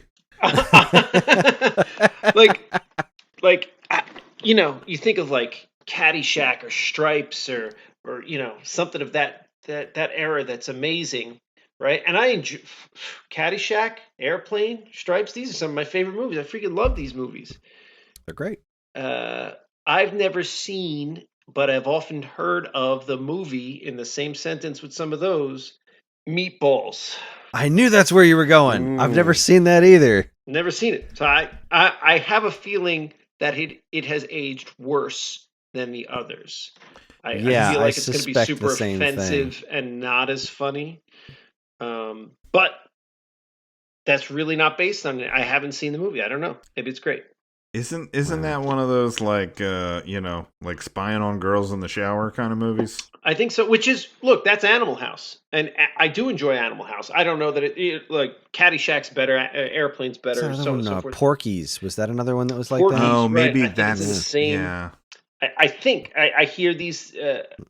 I don't know Porky's and I don't know Meatballs. So for my P, it'll probably be Porky's because I never watched that one either. But I think they're in the vein of Animal House, and I do like Animal House. That's a funny movie. Yeah, but I think Animal House has more going for it. You know what I mean? Like it's Kevin Bacon and Belushi. Yeah. I mean, what do you want? It's good Yeah. stuff. But yeah, that's my vote because at some point in my life, I do want to see Meatballs to see if Again, I got to decide for myself. Why is it held out there with other classic comedies? I'm sure there was 100 comedy movies that were released in whatever year that was, 1978, 79, 80, whatever it was, that nobody ever talks about because they were stupid, right? Meatballs at least had some, and Porky's too, had some steam behind it, right? It was that generation's Yeah, I remember seeing American that Pie or in like the movie rental store. There was Captain Video by my house, and I remember seeing Meatballs and Porky's 2 and Revenge of the Nerds. I have Harry seen Crumb. Right, I have seen Revenge of the Nerds, and Who's Harry Crumb was great. That wasn't like that. That wasn't a Who's Harry Crumb was the one with John Candy, John right? Candy, yeah. Yeah, it was on the same wall. It was on the same right. wall of the. I've actually never seen that one either. If I you always love meant to John rent it, but it Candy, was always that rented one's out. fun. If you love That one I legit tried to see because I was I going love through as John many Candy. John Candy movies as I could find because I thought he was great, but that one was always rented out. Oh, go watch that. It's one of those movies where like you can tell and I haven't seen it in quite a few years, but if I remember correctly, it's one of those movies where it's like I don't know that there was a great writer or anything great about the movie other than John Candy. It was a showcase for John Candy, and that's exactly what they did with it. It was like, all right, let's just put John Candy on screen for an hour and a half and see if he can make people laugh, and he can. He can. Yeah. There wasn't a lot else going for it, but You didn't need much else. It was just a John Candy vehicle. Right, exactly. That's So no, that one's great. Revenge of the Nerds. You know what? I don't love Revenge of the Nerds, but it's not a terrible movie. It hasn't aged well. It's a little it's certainly on PC, but it's not it's up there with like Police Academy, right? I mean, it's not a great movie, Oh, Police Academy. but like you can feel the humor there. Like I get it. I think even if you were to watch American Pie, you would find that it has not aged well. Right. That's my instinct. Yeah, probably. I never saw that one either. I feel like with that one too, although it hasn't aged well, it's probably offensive. It's not as funny as some other things that have stood the test of time. Well, Caddyshack, Airplane, Three Amigos. I could probably still appreciate a lot of the humor in it. Right? I mean, I don't think I would. I haven't watched it in a while, but if I watch that now, I don't think I would think it was a terrible movie. I would think it hasn't aged well, but I get it. There's humor to be had there. So Right. I haven't seen Meatballs. Maybe it's terrible. Maybe it's great. All right, well, let's see. I already know my choice is terrible, but that's kind of why I want to see it. Like, I'm fascinated by this Masters of the Universe movie because I remember as a kid wanting to see it, and then like I wasn't allowed to for whatever reason, and then I later found out that it's not like the cartoon of the movie of the cartoon. It's like, what if He-Man and Skeletor got sucked into 1980s New York or something? Yeah. You know what? That's, oh God, that sounds terrible. There's so many things that went really right into it. and wrong with that movie. The biggest mistake they made is there's no Orko. They replaced him with some sort of leprechaun guy, and it's like, oh my God, that sounds amazing. You say that, but like when you already like have awful amazing. You remember when you saw Teenage Mutant Ninja Turtles 2, and for some reason it wasn't Bebop and Rocksteady, it was Toga and Reza. It was Toga and Razor, yeah. And you were like, why did they do that? Like even as a child, it was like, but I like Bebop and Rocksteady, and you had like, and at that point you already had there was Trag and Triceraton. I don't remember all their names. I thought I would. Mondo Gecko and Yosaju. Like you already had a plethora of characters that I already knew to choose from that I wanted to see you bring to life. And you were like, F it, I'm going to make a wolf and a snapping turtle, and not That's even right. Slash, the snapping turtle that I already had an action figure for. You're like, no, right? I'm going to go my own way. We're going to make brand new characters for this movie. For no reason, and not give them enough backstory that I enjoy just seeing them brought to life. I think I just assumed it was not logistically feasible to do a pig and a rhino. Like they did a wolf and a turtle. I see what you're saying. A rhino's rough. Rhino's a big animal. Yeah. Yeah. But I mean, A pig? Come on, a pig's easier than a wolf. Yeah, the pig, like I feel like it would have worked. I mean, the size of the snapping turtle was like, and like the beak and everything, they could have made that work with a rhino. Yeah. I'm sure they could have. Yeah. But I think that was just they wanted to do their own unique thing for some reason. Just like why is it TGRI and the comics is TCRI? I don't know. Just cause. Why not? Yeah. So, funny story though, they did recently put Toka and Razor in the current run of the comics, and it was amazing. Well, so that same feeling I had when I watched the Masters of the Universe thing, and it wasn't Orko, who was like, that's the comic relief character, like that's not even like there's lots of characters in Masters of the Universe that play a redundant role, Yeah. It was all about selling action figures, but like sure. everybody, I feel like everybody our age loved Orko, right? Right, exactly. He wasn't a redundant character. That was your comic relief sidekick. And you're going to cut him out? Like, why? Why would you cut out the lovable comic relief sidekick? That's your main character, your main villain, and your lovable comic relief sidekick. You leave them in place. You got to cut somebody else. Cut out Man at Arms. If they cut Man at Arms out of that movie and put him, made up it probably wouldn't have batted an eye. But no, you got rid of my favorite character and gave me some leprechaun he was all right. I don't know. He wasn't terrible, but he was trying to fill the same role. He was short. He was supposed to be the lovable comic relief sidekick, but like instead of magic, he had tech, and he was a leprechaun with tech instead of a ghosty wizard guy. It's like, why? Why did this happen? You're making me want to see it even more. So yeah, we're choosing between Master of the Universe, Meatballs, or The Man with Two Brains. So we got a text. Oh, for fuck's sake! I got to figure out how to use my phone again. I'm ready when you are. I'm not. If you haven't put it together yet, folks, I drink while we're doing this podcast. So by the end, it's questionable. Oh, they've put it together all right. I start out all on top of my game. By the end, it's time for Uncle Fun and his dum-dum stories. All right, I'm ready. Just had a quick scare of whether or not I just texted the word meatballs to some random person that wasn't you. Here's my guarantee to you. Tomorrow I'm going to text one of the other attorneys that I have to talk to on a daily basis. Just meatballs. I'm just going to start with that. Just fucking meatballs, man. I've had this text thread open from the moment you all started talking about Orko, and I've been sitting here staring at this weird picture of, like, not Adam Durst that looks like Patton Oswalt that Chris sent, like, 2 hours ago. So... All right, we're watching Masters of the Universe. Masters of the Universe it is. A preemptive, I'm sorry. But at least we know going in, we all know this movie is not good. So I feel like I can go in with a certain amount of fun here. So, well, Sean and I each did it, so I suppose it's your turn. Torture the handful of listeners we have? That's your turn to do? Yeah, but I think we should turn it around after this, because then people will think it's a podcast about bad movies. About bad movies, yeah. Do something. All right, so everybody think of a good movie for Ed. I already have my end picked out, and it's one of my favorite movies ever, so. Okay. All right. Let's not get ahead of ourselves now. Yeah. Right. All right. Not so we still have to survive Master of the Universe. But it'll be fun. I'm sure it will be fun. Sure, why not? Sure, why not?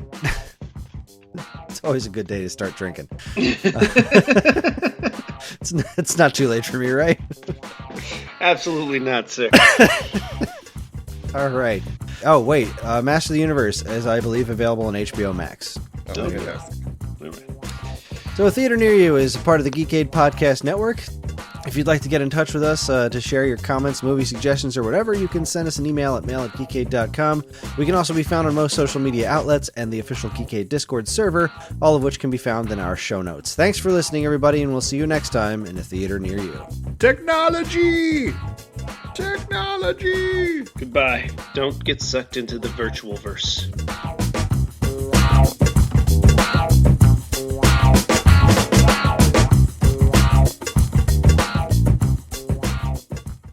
the imaginary becomes real. Trying to get inside my head, Joe. You can't hide anything from me, Dr. Angelo. And reality We have no idea what he's going to do. is all in your mind.